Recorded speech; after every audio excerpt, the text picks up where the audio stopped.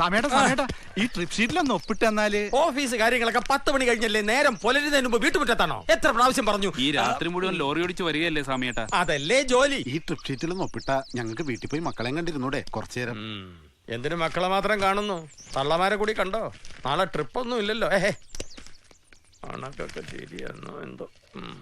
ഗണപതി ഇനിയല്ല ഓഫീസില് ഇതാ വരുന്നു. കാര്യങ്ങളൊക്കെ ഇന്നലെ രാത്രി 10-10:30 മണി വരെ ഞാൻ പറഞ്ഞതാണ്. വിഘ്നേശ്വരായി ഗണപതിയെ ധർമ്മസങ്കടത്തിലാക്കല്ലേ. രാവിലെ തന്നെ ഒളിമ്പിക്സിലേക്കുള്ള പരിശീലനം ആരംഭിച്ചോ? അമ്മ എവിടെ മോളെ? അമ്മ ജോലി തിരക്കിലാ. ഞങ്ങളുടെ അച്ഛൻ സ്കൂളിൽ പഠിക്കുമ്പോ ഷൂ ചെരുപ്പ് ഇട്ടിരുന്നേ. രണ്ടും ഇട്ടിരുന്നില്ല. അതെന്താ? ഇടാനില്ലായിരുന്നു. ഗണപതി ഇങ്ങ അടുത്തെത്തി.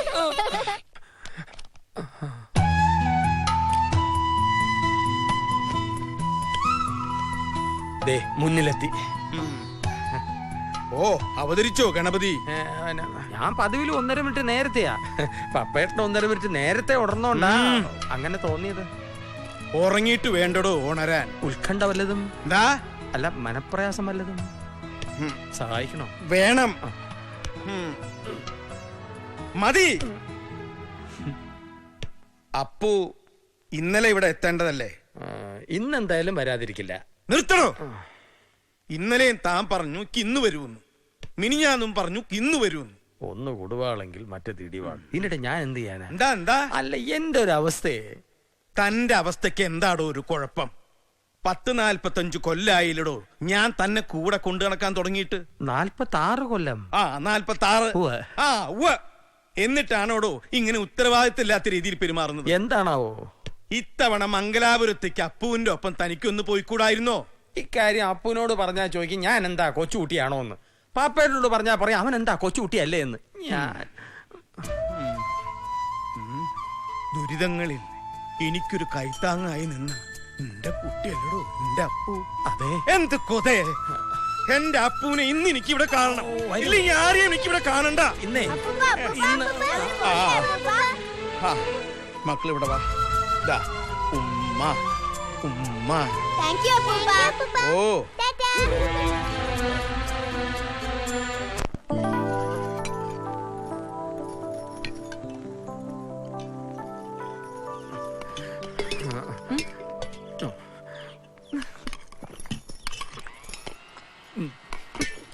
ഇപ്പൊ തൃപ്തിയായി ശ്രുതി. ചൂടുവെള്ളം ഉണ്ടായിരുന്നല്ലോ. നാളെയും വരുമല്ലോ, അപ്പോഴാകാം.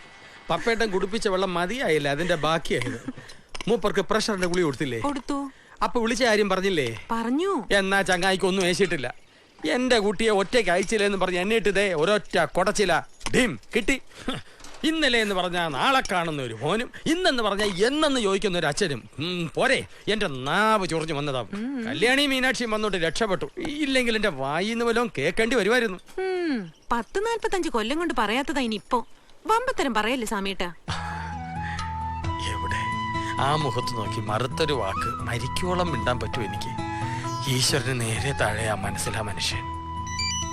ഓ, ഉണർന്നു. ഹലോ. പുട്ടെടുക്കട്ടെ? Hello hello. അല്ലാതെ ഗണപതിയുടെ ഫോണിൽ ബ്രഹ്മാവിനെ കിട്ടുമോ? ഗണപതിയാണ്. അപ്പൊ സ്ഥലത്തില്ല, മംഗലാപുരത്താണ്. ലീല കോളനിലോ? അടിച്ചു പൊളിക്കടാ. ഞങ്ങൾ കുറെ പാവങ്ങൾ വീടും കുടുംബമായിട്ട് കഴിയുന്ന ഈ കോളനിയിൽ ഇത് പൊളിക്കരുത്. ഇവിടെ താമസ പലരും ഒഴിഞ്ഞു പോകാൻ തയ്യാറാണല്ലോ. നിനക്ക് മാത്രം എന്താ? ഇവർക്കൊക്കെ ശിവേട്ടൻ കൈ നിറയെ കാശും കൊടുത്തല്ലോ. കുറച്ച് ആൾക്കാർ കരിങ്കാലിപ്പണി ചെയ്തൊന്നും കരുതി ഇത് ഞങ്ങൾക്ക് ഇഷ്ടമാണ് തന്നതാ. പപ്പ മുതലാളി അപ്പേട്ടൻ ഇവിടം വിട്ട് ഞങ്ങൾ എവിടേക്കും പോവില്ല. കാശ് കിട്ടിയാൽ എന്താ ഒഴിഞ്ഞു പോയിക്കൂടെ? ഞങ്ങൾ എന്തായാലും ഒഴിഞ്ഞു പോകാൻ തീരുമാനിച്ചു കഴിഞ്ഞു. അതടാ നന്ദിയില്ലാത്ത നായിഞ്ച മോനെ. നിന്റെ കെട്ടിയോക്ക് പ്രസവവേദന വന്ന് കടപ്പുറ ആസ്പത്രിയിൽ ഡോക്ടർമാര് തിരിഞ്ഞു നോക്കാതെ കടന്നപ്പം അവിടെ ഒരു അപ്പട്ട് ഉണ്ടായിരുന്നുള്ളൂ. മനുഷ്യനായാൽ നന്ദി വരണ തെറ്റ്.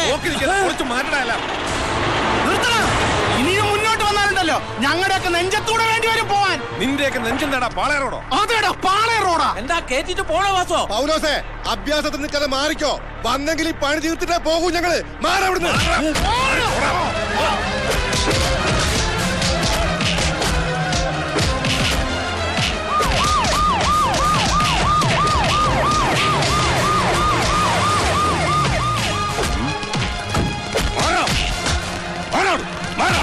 ആർക്കാടാ കോളനിന്ന് ഒഴിഞ്ഞു പോയിക്കൂടാത്തത്? പിടിച്ച് കേരള തെണ്ടുകളെ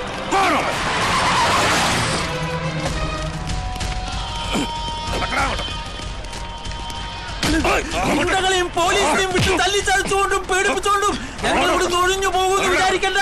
ഇതിനൊക്കെ അപ്പുറത്തോട് നീ സമാധാനം പറയേണ്ടി വരും. നോക്കിയോ പിടിച്ച് കേരള വണ്ടിയിൽ ഒളിച്ചു മാറ്റ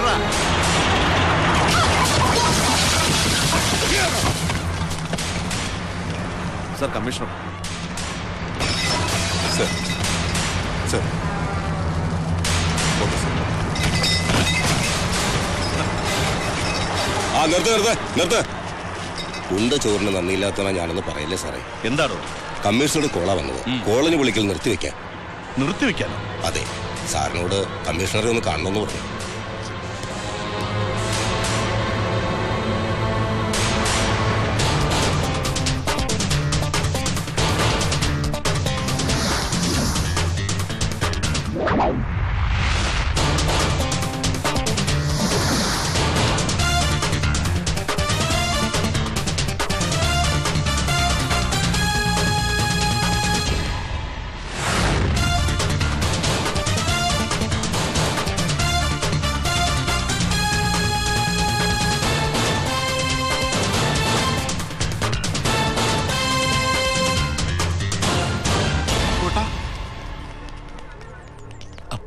അപ്പോട്ടാ, നമ്മുടെ ആൾക്കാരെ പോലീസുകാര്. അപ്പോട്ടാ, ഞങ്ങളുടെ വീടും കുടിയും.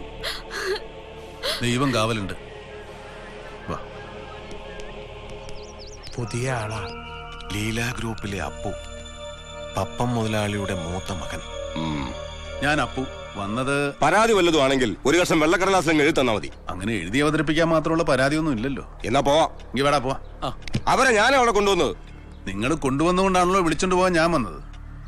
ക്രിമിനലുകളെ പോലീസ് പിടിച്ചോണ്ട് വന്ന പുറകെ താമെന്ന് തിരിച്ചങ്ങ് ഒലത്തിക്കൊണ്ട് പോവോ? രാജശേഖരൻ പുതിയ ആളാണല്ലേ? ഈ കോഴിക്കോട് പാളയം പച്ചക്കറി മാർക്കറ്റിൽ പോർട്ടറായിട്ട് ജീവിതം തുടങ്ങിയവനായി. ഒലത്തുക പുളുത്തുക എന്നൊക്കെ ഉള്ള 4-ാം തരം പോലീസ് തെറിയങ്ങാനും വായിന്ന് വീണ എനിക്ക് 14-ാം തരം നല്ല അസൽ അവിയൽ തെറി വരികയെ അതിലെല്ലാം ഉണ്ടാവേ. ഇറച്ചിയും മീനും പച്ചക്കറിയും ഇന്നലെ മുഴുത്ത പഴങ്ങളും ഒക്കെ. ഒരു പോർട്ടർ പോലീസ് തെറിവിളി മത്സരത്തിന് വന്നതല്ല ഞാനിവിടെ. ഇവരെ കൊണ്ടുപോകാനാ. അത് ഞാൻ കൊണ്ടുപോയിരിക്കും. കസ്റ്റഡിയിലെടുത്ത അക്രമികൾ ഇറക്കിക്കൊണ്ടു പോകാനോ? എന്നാ എനിക്കൊന്ന് കാണണം. കസ്റ്റഡിയിലെടുത്തോ? ആരെ? അപ്പൊ മറ്റവന്മാരെന്ത് എടുത്തിട്ട് പൊങ്ങിയില്ലേ സാറിന്? ഗുണ്ടായുസത്തിന്റെ ബലത്തിൽ ലീലാ കോളനി പൊളിച്ചു നീക്കാമെന്ന അക്രമികള് യോഗ്യന്മാർ. അവരവരുടെ കിടപ്പാടം നഷ്ടപ്പെടാതിരിക്കാൻ വേണ്ടി എതിർത്ത് നിന്ന പാവങ്ങള് അക്രമികൾ. നന്നായിന്റെ അക്രമികൾക്ക് ആശുപത്രി ചികിത്സ അരുതെന്ന് പറഞ്ഞ് കരഞ്ഞ പാവങ്ങൾ അമ്മായിമ്മയുടെ വീട്ടിൽ കസ്റ്റഡിയിൽ. ശിവന്റെ കാശ് വാങ്ങി പോക്കറ്റിലിട്ട് കളിക്കാൻ നിൽക്കില്ല മാഷേ. 8-ാം ക്ലാസ്സിൽ വിദ്യാഭ്യാസം നിർത്തി ചുമടെടുക്കാൻ തുടങ്ങിയതിനിഷ്ട. ഇംഗ്ലീഷ് ഒന്നും ഈ ചെവിയിൽ അങ്ങനെ സൈസാവൂല, കേറൂല. നിർബന്ധാച്ചാ വീട്ടിൽ പെണ്ണുങ്ങൾ പഠിച്ചാണെങ്കിൽ അവിടെ ഒന്ന് സൈസാക്കി നോക്ക്, ചിലപ്പോ കേറും. ഇംഗ്ലീഷേ അധിക പ്രസംഗം വേണ്ട. ഇത് പോലീസ് സ്റ്റേഷനാ. സാർ എത്ര കാലമായി ഈ കസബ പോലീസ് സ്റ്റേഷൻ കാണാൻ തുടങ്ങിയിട്ട്? ഈ അടുത്ത കാലം മുതലല്ലേ? 10-17 വയസ്സ് മുതൽ ഞാൻ കയറി ഇറങ്ങാൻ തുടങ്ങിയതാ. പോലീസുകാരത് അടിപിടിക്കാനല്ല, അധിക പ്രസംഗം, അടിപിടി, അക്രമം, കത്തിക്കുത്ത് മുതലായ കേസുകളിൽ പെട്ടിട്ട് നിങ്ങളെ പോലെയുള്ള ഒരു പെടുത്തിയിട്ട്. പിന്നെ അടുത്ത കാലം മുതൽ ഇവർക്കൊക്കെ വേണ്ടിട്ട്. മിസ്റ്റർ, നിങ്ങൾ ഈ കാണിക്കുന്ന പോക്രിത്തരത്തിന്റെ ഗൗരവം പിന്നെ മനസ്സിലാവും. അറിയാം. ഇപ്പൊ ഇത് എന്റെ കണക്കിൽ വെച്ചേക്ക്. ഇതിൽ നിന്നുണ്ടാകുന്ന കൊടക്കടി ഞാൻ സഹിച്ചു. സമി, ആ കടലാസങ്ങൾ കൊടുത്തേ. നേരായ വഴിക്ക് ഇവരെ ഇറക്കിക്കൊണ്ടു പോകാനാ ഞാൻ വന്നത്. അതിനെതിരെ നിന്നാ നമ്മൾ രണ്ടാളും സൂയിപ്പിലാവും. എന്തിനു വെറുതെ കച്ചറ? ഹലോ ഹലോ, ഉണ്ടല്ലോ, കൊടുക്കാം. കമ്മീഷണർ രവിശങ്കർ. നമസ്കാരം സാർ. ശിവനോ? അവൻ അവിടെ തന്നെ ഉണ്ടാവുമെങ്കിൽ ഞാൻ വരാം. ശരി സാർ. നിങ്ങളുടെ അച്ഛമ്മ ഒരുമിച്ച് ബിസിനസ് ചെയ്യുന്ന കാലത്ത് വാങ്ങിയ സ്ഥലം, അതിൽ ഇവരുടെ വിഹിതം അവിടുത്തെ പാവങ്ങൾക്ക് ഇഷ്ടദാനം നൽകി. അതൊരു വലിയ കാര്യമല്ലേ മിസ്റ്റർ ശിവൻ? ആയിക്കോട്ടെ, പക്ഷേ എനിക്ക് അവകാശപ്പെട്ട എന്റെ സ്ഥലത്ത് എനിക്ക് കൺസ്ട്രക്ഷൻ തുടങ്ങണം. ആ കോളനിയുടെ പുറകെ ഞാൻ എന്ത് ചെയ്തിട്ടെന്താ? ഞങ്ങളുടെ ലാൻഡിലേക്കുള്ള വഴി മുടക്കിയാണ് ആ തെണ്ടി കോളനി അവിടെ ഇരിക്കുന്നത്. തെണ്ടി കോളനി അല്ല, ലീലാ കോളനി. അതവിടുന്ന് മാറ്റാൻ എന്തും ഞാൻ ചെയ്യും. കണ്ടല്ലോ വമ്പത്തരം. മാന്യായിട്ട് പ്രശ്നങ്ങൾ പറഞ്ഞു തീർക്കാൻ നിങ്ങൾ പറഞ്ഞുകൊണ്ടാണ് ഞാൻ വന്നത്. അല്ലാതെ കണ്ണി കണ്ടിടത്തൊക്കെ ഞങ്ങളുടെ കുടുംബത്തെ അച്ഛനെയും പുലിയായിട്ട് പറഞ്ഞു നടക്കുന്ന ഇവരുമായിട്ട് വർത്തമാനത്തിരിക്കാൻ മാത്രം മണ്ടരല്ല ഞാൻ. ഇതങ്ങനെ പറഞ്ഞു തീരെയില്ല. പിന്നെ എങ്ങനെ തീർക്കാനാ ഉദ്ദേശം? ശിവൻ എങ്ങനെ തീർക്കണം അങ്ങനെ തീർക്കാം, പറഞ്ഞു തീർക്കാം, തല്ലി തീർക്കാം, പൊളിച്ചു തീർക്കാം. ഇനി ഒന്നായിട്ട് അങ്ങനെ തീർക്കണമെങ്കിൽ അങ്ങനെയും ചെയ്യാം. ഞാൻ എല്ലാത്തിനും റെഡി. പൊളിച്ചു തന്നെ തീർക്കാം. കാശ് കൊടുത്താൽ ഒഴിഞ്ഞു പോകാൻ കോളനിക്കാർ തയ്യാറായാൽ പിന്നെ അത് പൊളിക്കാൻ എനിക്ക് ആരുടെയും സമ്മതം വേണ്ടല്ലോ. വിവരക്കേടാണ് ശിവ. കാശെന്ന് കേൾക്കുമ്പോ കണ്ണു മഞ്ഞളിക്കുന്നതും വാല ചുരുട്ടുന്നതും നിങ്ങളെ പോലുള്ള പണക്കാരാ. കാശിനേക്കാൾ ആത്മാഭിമാനത്തിന് വില കൽപ്പിക്കുന്നവരാ കാടിയാണെങ്കിലും മൂടിക്കുടിക്കുന്ന പാവപ്പെട്ടവർ. പട്ടിണിയും പരിവട്ടവും അനുഭവിച്ച് നടന്ന കാലത്ത് അവിടെ ഒരു കൂരപ്പുരയില് ഞാനും എന്റെ അച്ഛനും അമ്മയും കൂടെ താമസിച്ചിട്ടുണ്ട്. ഞങ്ങൾ ആ സ്ഥലം അവർക്ക് ഇഷ്ടദാനം കൊടുത്തപ്പോ അവരെന്റെ അമ്മയുടെ പേരാ ആ കോളനിക്ക് വിളിച്ചത്. അത് ആ പേരിൽ അവിടെ തന്നെ കാണും. ശിവനൊരു കാര്യം ചെയ്യും, നിങ്ങൾ ആ സ്ഥലം വിൽക്കാൻ തീരുമാനിക്കും. പൊന്നുമലയ്ക്ക് ഞാൻ എടുത്തോളാം. പൊന്നുമലയ്ക്ക്. ഞങ്ങൾ എന്നും വിൽക്കേണ്ടവരും നഷ്ടപ്പെടേണ്ടവരും, ലീലാ ഗ്രൂപ്പ് എന്നും വാങ്ങുന്നവരും നേടുന്നവരും ഒരു തരിമണ്ണി ഞാൻ വിട്ടുതരില്ല. അവിടെ ഞാൻ ഉദ്ദേശിച്ചത് നടക്കും, നടത്തിയിരിക്കും. സാറ് തരുന്ന ഉറപ്പിൽ വേണം എനിക്ക് ഇവിടെ നിന്ന് ഇറങ്ങാൻ. കാര്യങ്ങൾ ഞാൻ ഒന്നുകൂടെ പഠിക്കട്ടെ, എന്നിട്ട് വിളിക്കാം. അതുവരെ അവിടെ മറ്റു നടപടികൾക്കൊന്നും അനുവദിക്കില്ല. പോരെ? ശിവ, പഴയ കല്ലായി പാലത്തിന് 100-200 കൊല്ലം പഴക്കണ്ടെന്ന് കേട്ടിട്ടുണ്ട്. പക്ഷേ 200 വയസ്സുള്ളവരാരും ആ പാലത്തിന്റെ മേലെ കൂടെ നടന്നതായി കേട്ടിട്ടില്ല. ഭൂമിയോടും സ്വത്തിനോടുമുള്ള ആക്രാന്തം മൂത്ത് എന്റെ അമ്മന്റെ പേരിൽ ആ മണ്ണിലെങ്ങാനും ഗുണ്ടായിസം കാണിക്കാൻ വന്ന അമ്മയാണ് ഞാൻ ഇറങ്ങേ കളിക്കുകയും ചെയ്യും. ആ കളി കാര്യം.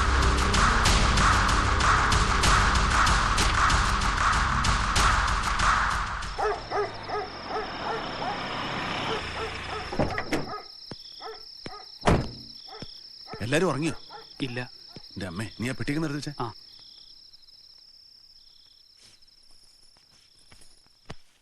അല്ല, നീ ഉറങ്ങിയില്ലേ? ഉറങ്ങിയ ആൾ ഇങ്ങനെ നിന്ന് തുണി മടക്കോ? മക്കൾ ഉറങ്ങിയോ? നിങ്ങൾ ഉറങ്ങിയ ആൾക്കാരുടെ സെൻസസ് എടുക്കാൻ ഇറങ്ങിയതാ ഈ നട്ടപ്പാതിരക്ക്? ചോദിച്ചു പോയതല്ലേ പൊന്നാരെ. മക്കൾക്ക് ലോകകാര്യങ്ങളൊന്നും നോക്കാനില്ലല്ലോ. അച്ഛനെ നോക്കിയിരുന്നു, മടുത്തപ്പോ ഉറങ്ങി. കോഴിക്കോട്ടങ്ങാടിയിൽ ഇന്ന് രാവിലെ എത്തിയെന്നാണല്ലോ അറിവ്. എന്തൊക്കെ കഴിഞ്ഞിട്ടാണാവോ ഈ എഴുന്നള്ളത്ത്? അതെ, താനൂർക്ക് ചക്ക തിന്നാൻ ചെന്നപ്പോ ചക്കയെല്ലാം തമ്പാനൂർക്ക് പോയിന്ന് കേട്ടു. തമ്പാനൂർ ചെന്നപ്പോ ചക്ക മാവിലാ കായ്ക്കുന്നു. മാവിലുണ്ടായ ചക്ക തിന്നാൻ പറ്റുമെന്ന് മാവിലായി ചെന്ന് കാർന്നോമാരോട് ചോദിച്ചപ്പോ കാർന്നോമാര് പറഞ്ഞു ഞങ്ങൾ ഈ നാട്ടുകാരല്ലേ. അപ്പോട്ടങ്ങോട്ട് പോന്നു വന്നൂലോ. ഇന്ന് കുറച്ച് ചക്ക തിന്നും. അകത്തൊരു മാവിലായിക്കാരൻ കാരണവരെ കാത്തിരിക്കുന്നുണ്ട്. സുപ്രീം കോടതി കോപിച്ചിട്ടാ? നീയും കൂടെ വാ, ജാമ്യം എടുക്കാൻ ഒരാളുള്ള നല്ലതാ. ഞാൻ ഈ നാട്ടുകാരത്തി അല്ലേ? മാവിലായിക്കാരി? അതെ.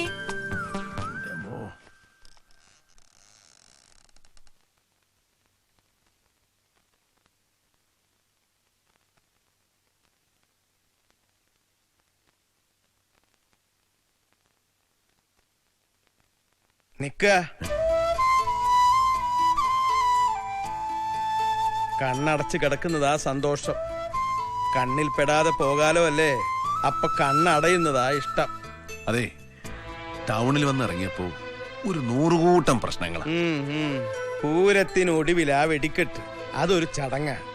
കാര്യമുള്ള കാര്യമൊന്നുമല്ല, ഒരു രസത്തിന് എന്ന പോലെ ഉള്ളൂ അച്ഛൻ. എല്ലാം കഴിഞ്ഞിട്ട് ഒടുവില് രസത്തിനൊരു കാണല് അല്ലടോ. അച്ഛനൊന്ന് എണീറ്റിരിക്കണം. എന്തിനാ? എന്റെ നടുമോന്ത് നോക്കി 2 പൊട്ടിക്കാൻ.